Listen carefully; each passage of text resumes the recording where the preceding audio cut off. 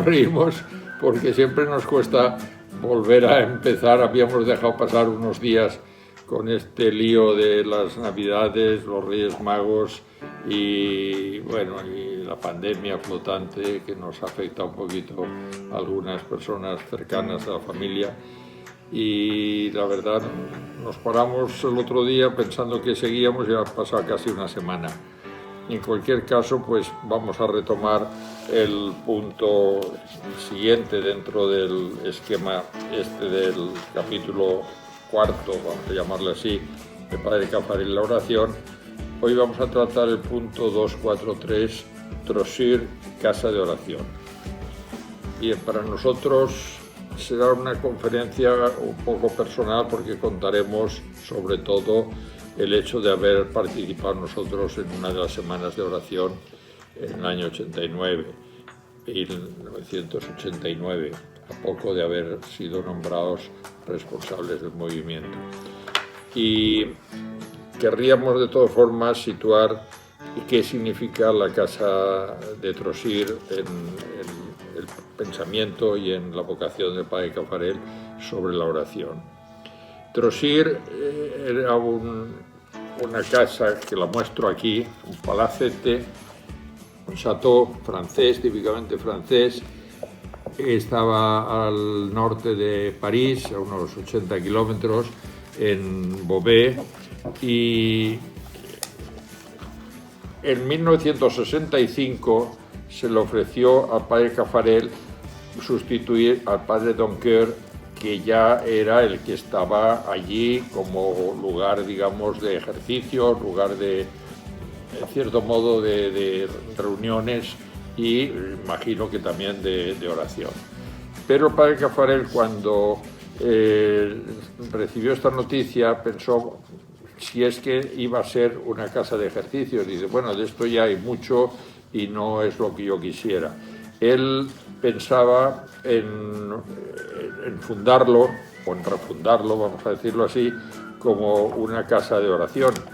Y ya en el año 1966, pues él aceptó, por lo menos nos dicen así, el que Trosir se convirtiera en una casa de oración y un centro internacional de oración. Desde el principio él tuvo la intención de ser un lugar de un oasis de oración y de silencio, y que se proponía a lo largo del año semanas de oración abiertas a todos, laicos, celibatarios, como dicen los franceses, célibes, y matrimonios, jóvenes y personas mayores, religiosos, sacerdotes, etc. Entonces, el Padre Caffarel, que quiso darle ese espíritu de Centro Internacional de Oración, al programa que ya había añadió algunas sesiones o semanas de oración ya antes del 73. Es decir, estamos hablando del 66, el 73, él tenía alguna relación con Trosir, pero no se traslada a vivir allí definitivamente hasta el año 79. Entre el 73 y el 79 son esos años en los que él estaba muy, como ya contamos el otro día, con el estudio, el problema de la renovación carismática.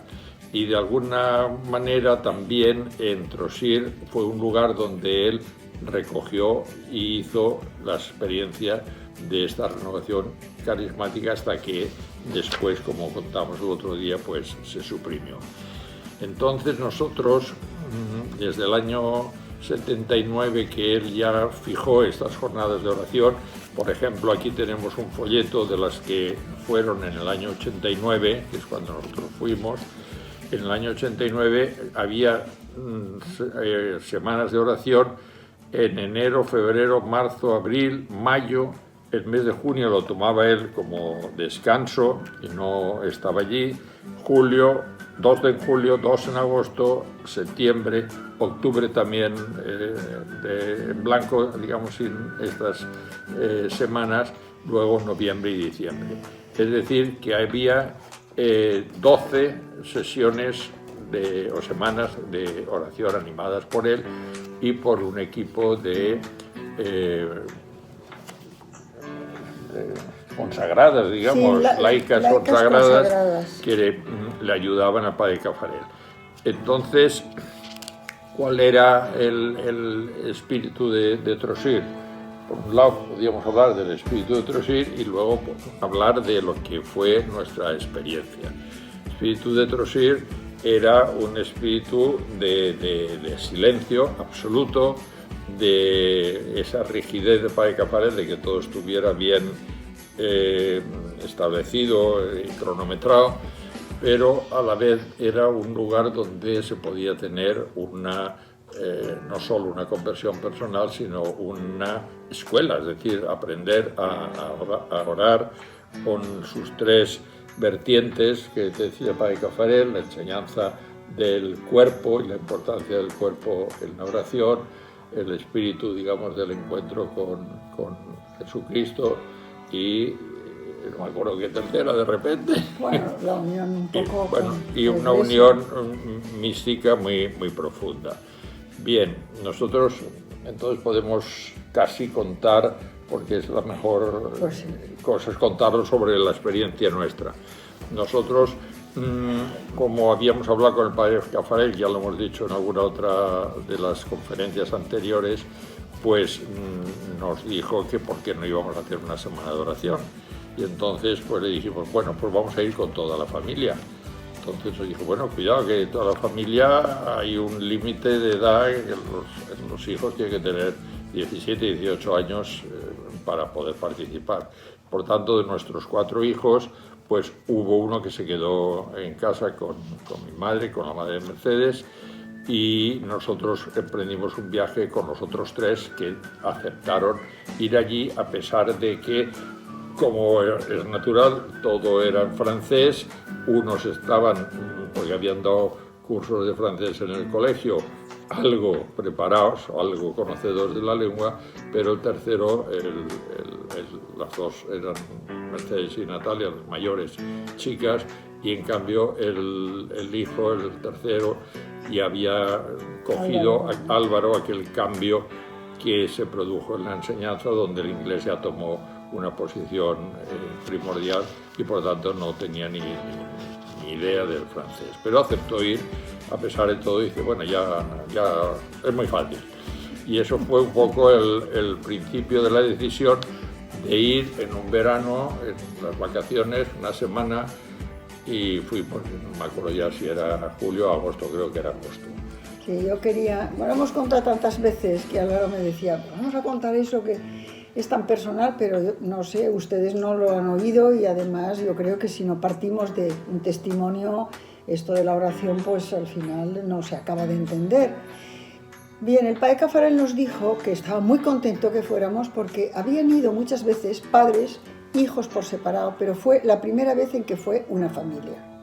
De hecho, el pequeño Guillermo no pudo venir por la edad y muchas veces nos lo ha reprochado. Como yo no fui a Trossir, bueno, no pudo venir. Y Álvaro, que no hablaba bien francés, incluso dejó que mi madre le diera algunas clases de francés para prepararse. Lo que pasa es que como era verano y había acabado, se aburrió.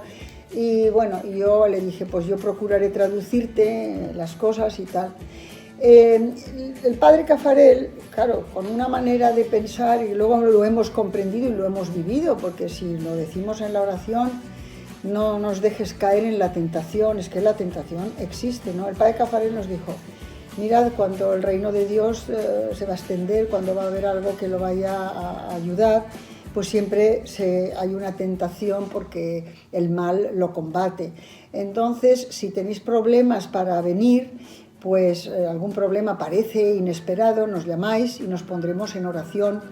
Las 3 laicas consagradas que le ayudaban, no sé si había algún sacerdote también, que alguna conferencia dio otro sacerdote, pero era él sobre todo. Bueno, a nosotros nos pareció aquello pues una cosa de esas mística francesa, muy francesa, que pensamos que esas cosas eran un poco raras, pero la verdad es que cuando cogimos el coche con nuestros 3 hijos y tal, en el camino por Francia, hubo una tentación que no fue una tentación, fue un contratiempo. O sea, a Álvaro le sentó mal, muy mal una comida. No, la cena. O una cena. Una cena porque paramos a mitad camino en una ciudad, bueno, a la mitad del camino, Bonn se llama. Y después de una cena copiosa, supongo que sería, pues nos tomamos un helado y a mí se me cortó la digestión, lo que sea. Me puse muy mal, de tal forma que era incapaz de poder seguir con el coche, con la conducción. Y entonces, pues, nos quedábamos ahí y llamamos por teléfono. Dijimos, pues, no sé cuándo se recuperará y cuándo llegaremos.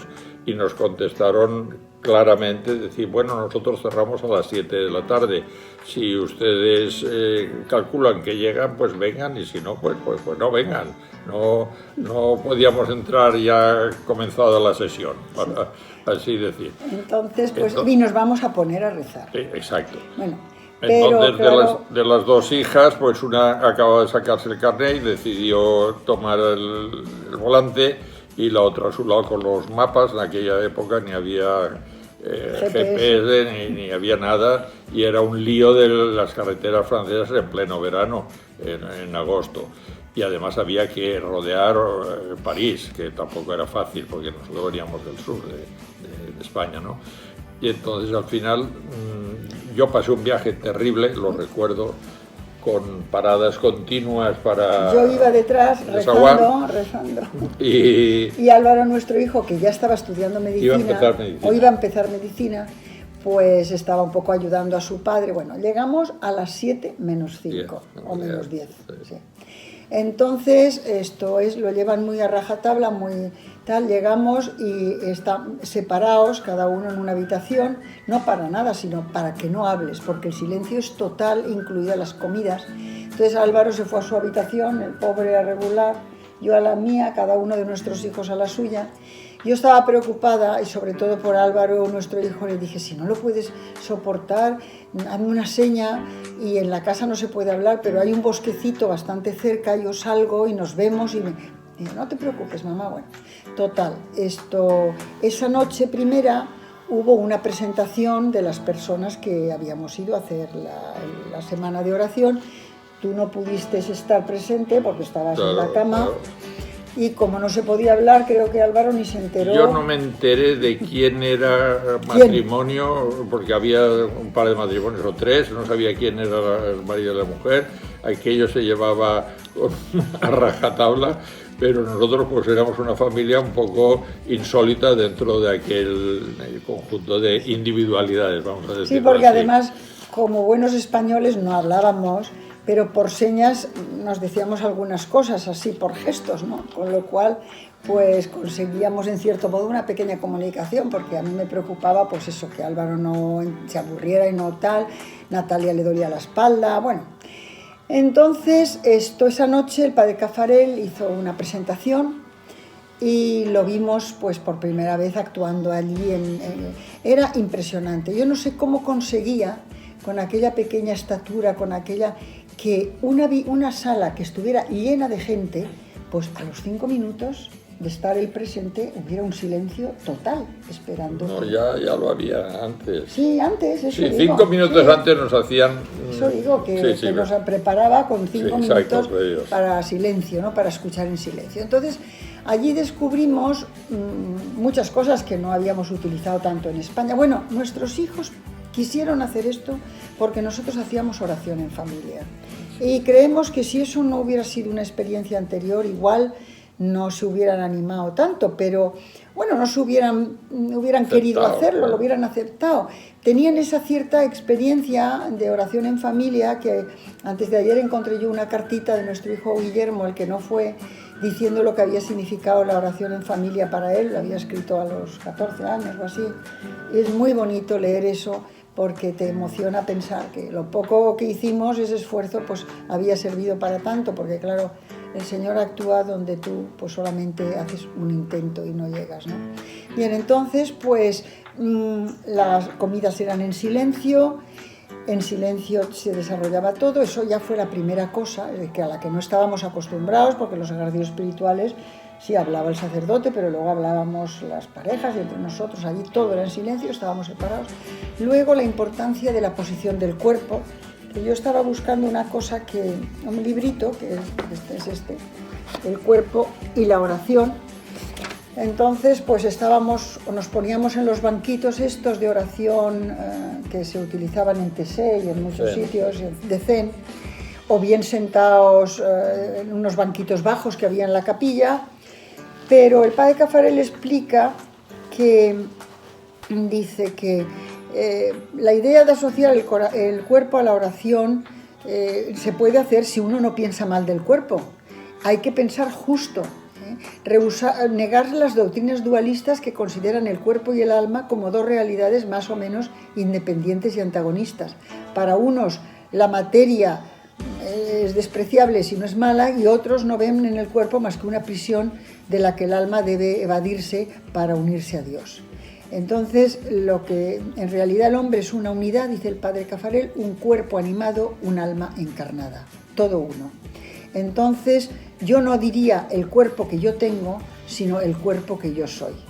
El cuerpo es la cara visible de la persona.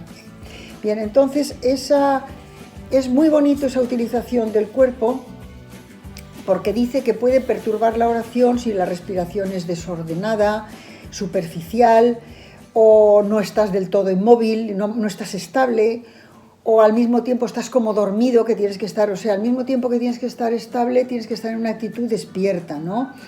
Porque si no, pues llega un momento en que te duermes haciendo oración. Y entonces que hay que intentar obtener del cuerpo que aporte una ayuda positiva a la oración. Y que la más alta vocación de ser del cuerpo, que es muy bonito eso, es ser un lenguaje. Es ser un lenguaje. Dice, eso uno lo comprende de una manera terrible cuando está al lado de una persona que se está muriendo, un ser querido que está enfermo y que no puede hablar, y entonces uno procura con su cuerpo expresar su vida profunda, comunicarse con esa persona, y que eso es un gran arte. Y yo también lo he notado mucho nosotros, por ejemplo, en la reunión de equipo, que no solo se escucha con el silencio, es que se escucha con el cuerpo. Y la otra persona se expresa y te lo cuenta con más interés cuando nota que con tu cuerpo, que estás mirándole, que la actitud no es mirar para otro lado y estar como deseando que acabe o puesto incómodo, sino que estás atento, no solo con la inteligencia, no solo con el corazón, sino que el cuerpo expresa, ¿no?, esa intención. Entonces nos enseñaron, ¿no?, pues a esa posición de estar con el cuerpo, al silencio. Entonces, de todas maneras, dice él al final, es muy importante distinguir que lo que es primero y lo que es segundo. Cuando se trata de orar, primero es la actividad del espíritu. Sin embargo, el cuerpo puede comprometer esa actividad primera, la del espíritu. O sea, o puede ayudar, claro, o la puede poner en contra, ¿no?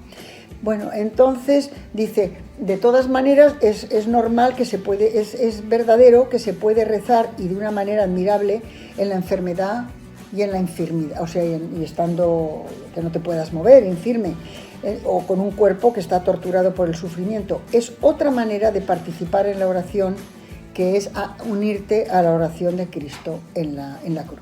Bueno, esto era un poco, porque para nosotros, españoles, que no habíamos tenido nunca, pues fue un poco... Y en aquel tiempo, ha pasado muchos años, muy novedoso. Luego también era muy especial esa necesidad de silencio, de tal manera que en la pequeña capilla que había en Trosir, tú no entrabas y salías así sin más, porque para no molestar a los que estaban en oración, cada cierto tiempo una campana sonaba, y en el momento que sonaba esa campana salía el que quería salir y entraba el que quería entrar, y así se guardaba un control y no molestar al otro, ¿no? Era una capilla pequeñita que había diseñado el padre Caffarel, que parecía el fondo del mar, era muy bonita.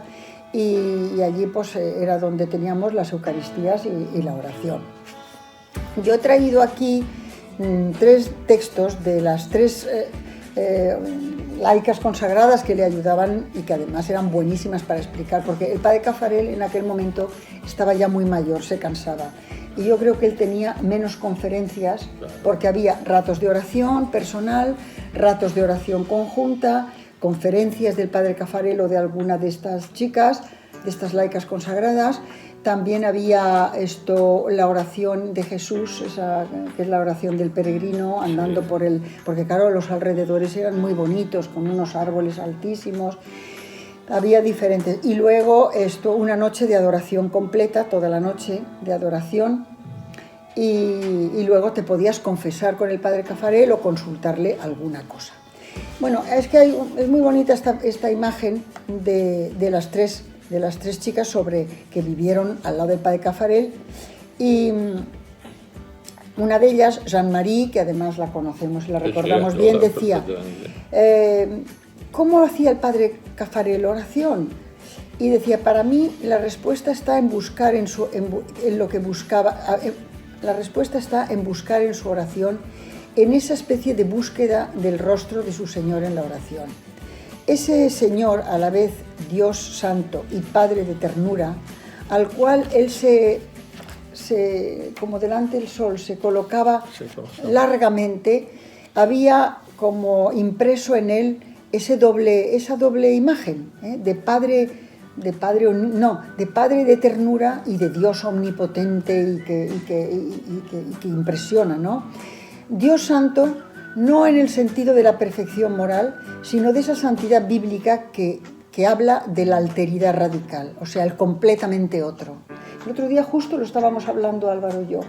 Si no hubiera venido Jesucristo, ¿cómo hubiéramos podido saber que ese Dios que ha hecho todo el universo, que es algo impresionante y que es el completamente otro a nosotros, tuviera relación con nosotros, tuviera una relación de padre con nosotros? Posible. En ciertos momentos y palabras del padre Caffarel se le adivinaba fascinado por ese Dios completamente otro. Fascinación que hacía relativas y secundarias muchas realidades y que daban a su vida una nota de austeridad. Sí, es decir, eso como era él, o sea, lo que importa es esa relación con ese Dios totalmente otro. Y al mismo tiempo, aquellos que le escuchamos comentar la parábola del hijo pródigo, vimos con qué ardor la explicaba para hablar de la paternidad infinitamente misericordiosa y compasiva de ese Dios. Yo la recuerdo como la conferencia más espectacular de todas. Sí. Era una cosa impresionante. Eso y los comentarios sobre la Eucaristía, misa, sobre la misa. Eso eran unos pequeños trozos de explicación sobre lo que es las partes de la misa, vamos a decirlo así, que se han quedado marcadas a nuestros hijos también como para entenderla y aceptarla en cualquiera de las situaciones que se den yo qué sé, con párrocos que no tienen carisma, que se dice, o que, bueno, desgraciadamente no lo puede haber, pero han entendido y no lo han olvidado, lo mismo que nosotros, porque eso fue una experiencia familiar única. Incluso pues el hecho del viaje largo, ¿no?, de 2 días de ida y 2 días de vuelta necesariamente. No, y ver a nuestros hijos, porque yo traducía las conferencias de las chicas y del padre Caffarel y le pasaba los papelitos a Álvaro detrás, a nuestro hijo, y un día quedamos así por gestos fuera en el bosquecillo y le dije, Álvaro, ¿lo sigues bien? Sí, mamá, el francés es muy fácil, no te preocupes. Digo, ¿y toda la noche de oración lo has aguantado bien? Sí, aunque hubiera sido más, o sea, no sabemos. Yo a veces me da pena que no proponemos. Luego ves lo que pasa en TSE, que jóvenes que nunca hacían oración lo están deseando, jóvenes que buscan y que se meten en cursos de, yo qué sé, de toda suerte de cosas raras, porque hemos abandonado esa oración de contemplación. Y estaba buscando una cosa, pero como pasa siempre, ahora no la encuentro. Bueno, pues ya la encontraré. Porque era muy bonita, era un poco lo que nos sentíamos cuando nos contaba lo de la misa, ¿no? Era una preciosidad, porque decía que caían que no solamente nos ayudaba, Los muros. sí, Padre, Hijo y Espíritu Santo en esa oración, que no era obra nuestra en absoluto, sino de Dios, pero que caían los muros de la habitación. Bueno, es una cosa, ya la encontraré, muy, muy, muy especial, que nos explicaba de las diferentes partes de la misa. Y luego otra de las chicas decía, acordándose del padre Caffarel: me gusta volver a ver en la capilla de Trossir, volverlo a recordar, sentado sobre su pequeño banco de oración, el cuerpo y la cabeza bien rectos, los ojos lo más frecuentemente cerrados, las manos abiertas sobre las rodillas, perfectamente inmóvil, completamente recogido, completamente presente a Dios presente en lo más íntimo del mismo. Ya no había ninguna otra cosa que importara. Uno hubiera dicho que él era a la vez todo acogida y todo oferta, o todo ofrecimiento, estando delante de su Señor y su Dios como un lienzo que uno expone ante el sol. Imagen que le gustaba mucho para hablar de la oración. Nada de, no sé cómo dice aquí, de Lusatra, nada de Cursi o algo así, sino una paz, una estabilidad, una fuerza que emanaban de él, como si estuviera anclado en la fe sobre la roca de su corazón, que era Cristo él mismo. Y luego, pues, el Mari Daniel, la tercera, que lo recuerda hablando en las conferencias. Dice, me acuerdo de él en Trossir, asentado en la tabla, en la mesa de las conferencias, habitado por el deseo de ayudar a los otros a hacer oración, los ojos brillándole de luz, hablando tanto con las manos como con la boca. Ningún consejo le parecía superfluo y los multiplicaba al recordar, los encadenaba al recordar unos y otros. Estas tres dan testimonio de cómo era él. Bueno, entonces, pues esto, cuando venía a darnos la conferencia 5 minutos antes, ya estábamos todos los participantes en silencio, sentados bien rectos en las sillas, así como él quería, con los ojos cerrados o abiertos, pero inmóviles, con una manera a la vez alerta y a la vez tranquila, ¿no?, para escucharle. Y verdaderamente es que es muy diferente según estés, según tu actitud para poder recibir las palabras de alguien que te interesa, ¿no?, de alguien al que quieres seguir, ¿no? Bueno, la casa era muy bonita, era un antiguo castillo. Sí, la casa se entraba en un vestíbulo por una puerta bellísima, subían unos pequeños escalones y entonces tenías el vestíbulo y a la derecha del vestíbulo una escalera que subía al primer piso. A la llegada de esa escalera, que había un corredor, a la derecha estaba el despacho del padre Caffarel, que nos recibía y que recibía a las personas y que cuando la confesión lo hacía allí también. De hecho, fuimos a confesarnos todos, y incluido nuestro hijo, que no hablaba francés, pero pudimos confesarnos, y esa es otra experiencia increíble, porque todas las experiencias de confesión en los ejercicios realmente espirituales que hemos hecho a lo largo de la vida, pues significan un momento de concentración, porque has estado en esto, pero allí fue un momento de encuentro clarísimamente con el Señor a través del padre Caffarel, que era un hombre de una gran, acogimiento, ¿no?, y de entendimiento de las situaciones, sí, y de consejos, que se quedaban para toda la vida, que se han quedado para toda la vida.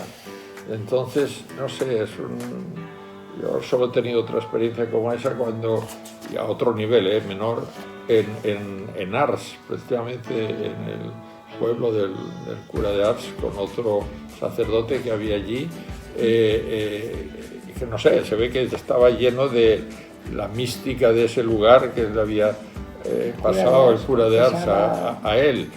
Y bueno, son dos confesiones en francés. Quizá también el hecho de expresarte en otra lengua sirve para, tener una profundidad más en lo que quieres decir y en lo que recibes, Bueno, yo creo que era el padre Caffarel, que era alguien Sí, yo fuera quería de serie. contar para eso de la confesión, porque primero que yo me confesé con él, le consulté alguna cosa que me tenía muy preocupada, bueno, y fue estupendo cómo me escuchó, con qué apertura de miras y al mismo tiempo con qué certeza te decía las cosas.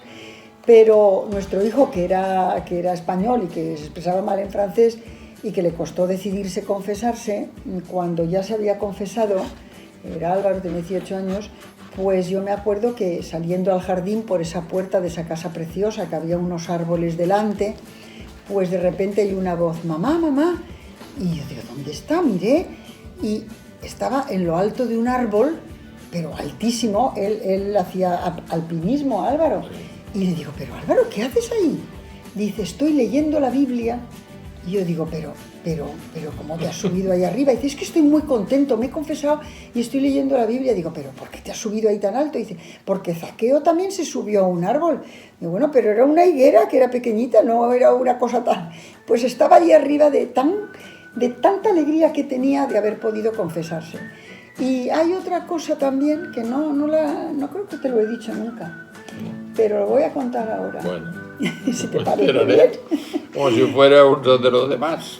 No, que estaba yo esperando en el sitio aquel, no sé, era un sitio de estar, pero daba al jardín con cristal, Sí, no me sé acuerdo, cómo era sí. aquello. Era el antiguo comedor. El antiguo comedor. Y entonces tú te habías ido a confesar, y entonces de repente te vi venir andando y te vi como si fueras con una luz, como una especie de persona nueva, que yo eso pensaba que eso nunca lo he contado porque me pareció, no te lo había dicho, No. ¿verdad? Pues una persona nueva que el sacramento había hecho nueva. O sea, me quedé pasmada mientras te veía venir andando. Entonces, pues pienso que el padre Caffarel, con esas confesiones, verdaderamente pues hacía llegar a las personas a Jesucristo, porque claro, él no decía eso, pero estas chicas hablaban de él, es el apóstol del encuentro. Él, no es que él decía, yo no hago nada especial, solamente las condiciones, poner las condiciones, facilito el encuentro, eso, las condiciones necesarias para que ese encuentro se dé, porque el Señor no va a fallar. Estoy a la puerta y llamo, y lo que pasa es que no abrimos. O sea, hay una de las cartas del libro, que eso será otra de las charlas, pero hay una que efectivamente lo resume un poco esto, porque es muy bonito lo que dice. Dice, durante siglos los caminos y senderos de Judea vieron varias veces al año interminables filas de hombres, mujeres y niños que se dirigían a Jerusalén. Las cuestas de los montes de Judea son escarpadas, la sombra escasa, el sol pega fuerte, pero nada podía desanimar a aquellos judíos piadosos que querían alcanzar el monte santo. Un amor tan apasionado por su ciudad, una devoción tan grande por su templo, una fidelidad tan presente a lo largo de los siglos no tienen más que una explicación. Jerusalén, mucho más que la capital del reino, era la ciudad del Señor. Y el templo, el lugar donde Dios residía, donde uno estaba siempre seguro de poderle encontrar. Llega Cristo, manifiesta su amor por Jerusalén, su respeto por la casa de su padre, pero al mismo tiempo declara que el templo de Salomón ha perdido su significado, que debe desaparecer. En la hora de su muerte en la cruz, el velo del Santo de los Santos se rasga, como indicando que ese templo ha caído ya en desuso. Un templo nuevo, imperecedero, reconstruido en 3 días, va a reemplazarlo. El templo de su cuerpo místico. Allí, y solo allí, de ahora en adelante, podrán los hombres encontrar a Dios. Es una revelación sobrecogedora. ¿Es posible que Dios haya desertado del templo de Salomón para habitar el alma de los creyentes? Sí, y San Pablo nos lo dice de manera explícita. ¿Habéis olvidado que sois templo de Dios y que el Espíritu Santo habita en vosotros? Y en otro momento, porque nosotros somos templo del Dios vivo. Entonces, él llega y dice, así pues, Dios está en nosotros, en lo profundo del corazón, presente, vivo, amante, activo, y desde ahí nos llama. Es ahí donde nos espera para unirnos a Él. Dios es seguro que está. Somos nosotros los que no estamos. Nuestra existencia transcurre en el exterior de nosotros mismos, en esa periferia de nuestro ser, en la zona de las sensaciones, de las emociones, de las imaginaciones, de las discusiones, en esas afueras del alma ruidosas e inquietas. Y si se nos ocurre pensar en Dios, desear encontrarlo, salimos de nosotros mismos, lo buscamos fuera, cuando Él está dentro. Eso decía también San Agustín. Ignoramos los senderos del alma que nos conducirían a la cripta subterránea y luminosa donde reside Dios. La oración es abandonar esos alrededores tumultuosos de nuestro ser, de los que hablaba antes, es recoger, reunir todas nuestras facultades y hundirnos con ellas en la noche árida hacia la profundidad de nuestra alma. Allí, a la entrada del santuario, ya no queda más que callarse y estar atentos. No se trata de una sensación espiritual, ni de una experiencia interior. Se trata de fe, creer en la presencia, adorar en silencio la Trinidad viva, ofrecerse y abrirse a su vida desbordante, adherirse, comulgar con su esencia. Es que es un poco lo que él intentaba que hiciéramos, ¿no? Queridos amigos, este es el consejo esencial que me reclamáis. Quiera Dios guiaros en la hora de la oración en esa tierra lejana. Os lo vuelvo a resumir en pocas palabras. Hacer oración es acudir en peregrinación al santuario interior para adorar allí al verdadero Dios. Bueno, y luego decía que a lo largo del día, si os queréis convertir en almas de oración, aprended a entrar a menudo en vosotros mismos para adorar a Dios que os espera. Yo le llamaba eso la oración de la piscina. No es necesario que el momento sea largo. Una zambullida de un instante y volveréis refrescados, renovados a vuestras tareas, a vuestros interlocutores. Bueno, bien, esto era un trocito del libro del que en la próxima charla hablaremos, que yo he traducido, sí, En presencia de Dios, uno de los primeros, pero es que era un poco lo que era Trossir, era poder acallar todo eso y poder encontrarse. Yo estaba pensando ahora mientras leías eso y antes recordando lo que hemos dicho, que tantas veces hacemos ejercicios espirituales, que está una de las obligaciones, digamos, de los equipos, de los puntos concretos de esfuerzo, y esos ejercicios, primero que son muy cortos, es decir, que habría de poderse conseguir un poquito más de tiempo para entrar a fondo, y muchas veces, pues, bueno, depende de cada director, los plantea de una forma, pero yo creo que esta experiencia de semanas de oración, que podría ser más corta, claro, un par de días o 3, pero se necesita tiempo. Se necesita tiempo para entrar, pero si se pudiera hacer sería algo que renovaría absolutamente a los matrimonios, sobre todo si lo pudieran hacer, pues claro, el matrimonio o incluso familia, porque no, esta experiencia, la verdad es que está todo estructurado, es decir, se puede. Si ustedes ahora nos preguntaran cómo es, les dábamos el esquema, el programa, cómo eran los horarios, todo lo tenemos. Y es una experiencia que cambia tanto la vida porque es no hacer otra cosa más que entrar en eso. Sí, yo quería acabar contándoles un poco cómo eso influyó en nuestros hijos. Claro. Nuestros hijos, Mercedes tenía 21 años. No, 22. 22. Natalia 20 y Álvaro 18. 17 para 18, sí. Bueno, quedaron marcados para siempre. O sea, como una cosa de esas, es como cuando tú recuerdas un momento de tu vida y se ha quedado grabado en ti, el que Álvaro y yo nos conocimos, cuando te enamoras, cuando tienes con tu padre quedaron marcados para siempre. Yo me acuerdo que los 5 volvimos en el coche pensando, haremos oración. Claro, luego la vida, pues yo qué sé, te ataranta, te lleva para aquí, para allá, pero no importa, volverlo a intentar. Y nosotros vemos como ellos pues han seguido haciéndolo, o sea, los cuatro quedaron más marcados. Los tres y el pequeño por la oración en familia. más marcados por la oración que por ninguna otra catequesis que hubiéramos dado o que les hubieran dado en el colegio o que nosotros hubiéramos intentado. Hombre, también, porque hay cosas pues, que uno las aprende, pero lo que es marcados en el corazón para siempre, pues la verdad es que es... Bueno, yo no sé si les leí o vimos la carta sí que lo dije, la oración de Trossir. Sí, Lo que no sé es dónde está. Partes, ¿eh? ¿Está en todas partes? Sí. Yo no sé si está sí, en todas partes, pero bueno. pero es que en el fondo la oración de Trossir todo el rato lo que dice, lo que repite es eso. O sea, todo proviene de esa fuente que es el corazón, que ha tenido un encuentro. Es, oh Dios, que has puesto tu morada en el fondo de mi corazón, permanece cerca de mí en el fondo de mi corazón. Oh Dios, que has puesto tu mirada en el fondo de mi corazón, que yo me abra sobre el mundo desde el fondo de mi corazón. Cada uno va añadiendo ese final. Oh Dios, que has puesto tu morada, tu casa, tu morada en el fondo de mi corazón, que yo quiera lo que tú quieres desde el fondo de mi corazón. Y así, oh Dios, que has puesto tu morada en el fondo de mi corazón, que los demás encuentren consuelo en el fondo de mi corazón, etcétera, según uno se sienta, según uno esté pasando por un momento u otro.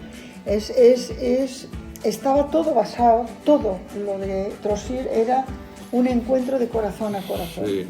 Yo quería decir eso, precisamente estamos haciendo estas conferencias para ustedes, que son todos sacerdotes y conciliarios y futuros conciliarios, que no lo son, de los equipos. Saben de esto más que nosotros, sin duda. Pero la experiencia que nosotros hemos tenido es una experiencia que nos gustaría, en el fondo, que fuera el resumen de la sesión de hoy, transmitirla en el sentido de que ustedes pudieran llevar a cada uno de los equipos que puedan tener a su cargo, no, que participen en él, este sentido del tiempo de oración, de la posibilidad, incluso lo que he dicho yo antes. Ahora se están haciendo veladas de oración por online, ¿no? Porque no podemos ir a reunirnos, cada día está más cerrado bueno, acaban de cerrar todavía más aquí en nuestra región, en Valencia. España está mal, supongo que muchos países de ahí están mal, Colombia sabemos que está mal, Brasil también, bueno, etcétera. Entonces, ese intento de veladas de oración, pues también ya son buenas, porque dentro de la dificultad de una conexión y poco de tiempo, pero bueno, va entrando en los equipos un poco ese querer hacer sesiones o veladas de oración de una forma o de otra. Pero yo lo que he dicho antes de los ejercicios convertidos en ese tiempo, se hacen más decisiones matrimoniales o conyugales o familiares con ese espacio de silencio que por mucha reflexión que haya en unos ejercicios, digamos, al uso. Y fundamentalmente el silencio. Nosotros tratamos de ir a algunos ejercicios que se programan aquí en Valencia de los equipos en silencio y todavía no hemos podido ir a ninguno por una causa o por otra. Pero creemos que el silencio tiene un valor extraordinario. El silencio ayuda a muchísimas cosas. El silencio hace meterte en ti mismo, pensar mejor, tener esa relación con el Señor más fuerte, más profunda. Y bueno, y no podemos acabar de hablar de Trossir sin darle valor al silencio. Comer en silencio allí fue un éxito para mí. Yo al principio me metieron con unas cuantas señoras que estaban también con problemas, digamos, de salud, y yo, como había estado tan mal, pues estuve 3 días comiendo zanahorias y hervidos así, bien sosos. Pero me daba igual estar con esas señoras que luego estar en una mesa con otros jóvenes o lo que sea, es igual. Estás tan metido en ti mismo que es lo que ayuda, y a la vez reconoces al otro en ese mismo plano. Y eso... Bueno, y sobre todo también porque en España en aquella época nosotros, no mis padres, que por lo visto se leía poco la Biblia, la palabra de Dios, era más pues el culto de la iglesia, de las oraciones vocales de siempre. Entonces también ese descubrimiento de la palabra de Dios. Yo me acuerdo en una reunión que eran religiosos que dijeron, ¿qué es lo más importante que os ha ocurrido? Y yo me acuerdo que no me atreví a decirlo porque ninguno de los religiosos lo dijo, pero yo quería decir el descubrimiento de la palabra de Dios, que es como la lluvia que cae a la tierra y la empapa y la hace germinar y nunca vuelve de vacío. Y ese descubrimiento de la palabra de Dios que completaba el silencio en Trossir, eso te acompaña. Aquí dice el padre Caffarel que es un camino que se encuentra uno con Cristo, pero no se le descubre del todo, porque entre dos seres humanos nunca se acaba uno de descubrirse.